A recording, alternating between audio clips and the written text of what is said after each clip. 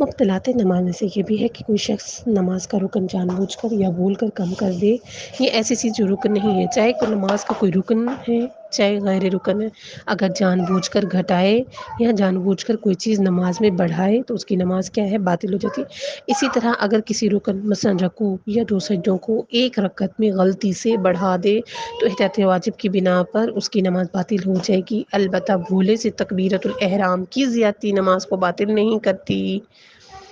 اگر کوئی شخص نماز کے بعد شک کرے کہ دوران نماز اس نے کوئی ایسا کام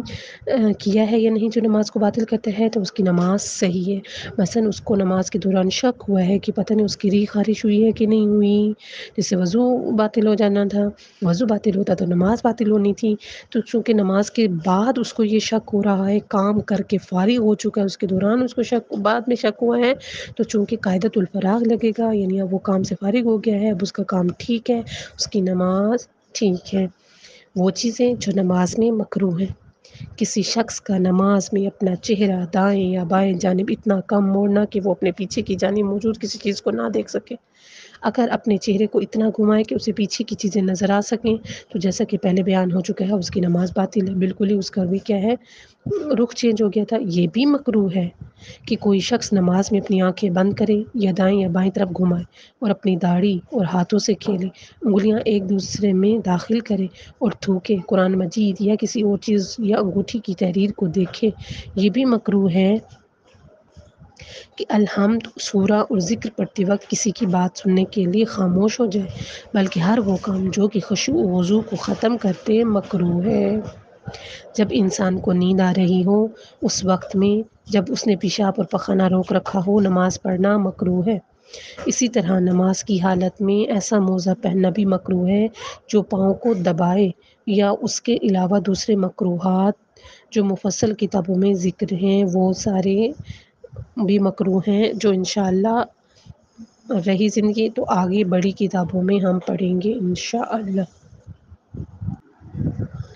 مبطلات نماز میں سے یہ بھی ہے کہ کوئی شخص نماز کا رکن جان بوجھ کر یا بھول کر کم کر دے۔ یہ ایسی چیز جو رکن نہیں ہے، چاہے کوئی نماز کا کوئی رکن ہے چاہے غیر رکن ہے، اگر جان بوجھ کر گھٹائے یا جان بوجھ کر کوئی چیز نماز میں بڑھائے تو اس کی نماز کیا ہے؟ باطل ہو جاتی ہے۔ اسی طرح اگر کسی رکن مثلا رکوع یا دو سجدوں کو ایک رکعت میں غلطی سے بڑھا دے تو احتیاط واجب کی بنا پر اس کی نماز باطل ہو جائے گی، البتہ بھولے سے تکبیرۃ الاحرام کی زیادتی نماز کو باطل نہیں کرتی۔ اگر کوئی شخص نماز کے بعد شک کرے کہ دوران نماز اس نے کوئی ایسا کام کیا ہے یا نہیں جو نماز کو باطل کرتا ہے تو اس کی نماز صحیح ہے۔ مثلا اس کو نماز کے دوران شک ہوا ہے کہ پتہ نہیں اس کی ریح خارج ہوئی ہے کہ نہیں ہوئی، جس سے وضو باطل ہو جانا تھا، وضو باطل ہوتا تو نماز باطل ہونی تھی، تو چونکہ نماز کے بعد اس کو یہ شک ہو رہا ہے، کام کر کے فارغ ہو چکا ہے، اس کے دوران اس کو شک بعد میں شک ہوا ہے، تو چونکہ قاعدۃ الفراغ لگے گا، یعنی اب وہ کام سے فارغ ہو گیا ہے، اب اس کا کام ٹھیک ہے، اس کی نماز ٹھیک ہے۔ وہ چیزیں جو نماز میں مکروہ ہیں،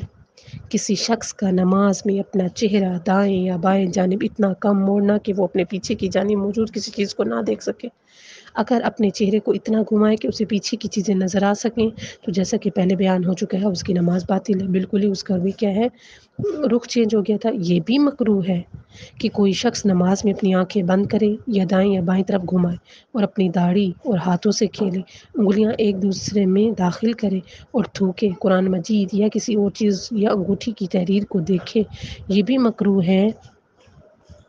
کہ الحمد، سورہ اور ذکر پڑھتے وقت کسی کی بات سننے کے لیے خاموش ہو جائے، بلکہ ہر وہ کام جو کہ خشوع و وضو کو ختم کرتے مکروہ ہے۔ جب انسان کو نیند آ رہی ہو اس وقت میں جب اس نے پیشاب اور پخانہ روک رکھا ہو نماز پڑھنا مکروہ ہے۔ اسی طرح نماز کی حالت میں ایسا موزہ پہننا بھی مکروہ ہے جو پاؤں کو دبائے، یا اس کے علاوہ دوسرے مکروہات جو مفصل کتابوں میں ذکر ہیں وہ سارے بھی مکروہ ہیں، جو انشاءاللہ رہی زندگی تو آگے بڑی کتابوں میں ہم پڑھیں گے انشاءاللہ۔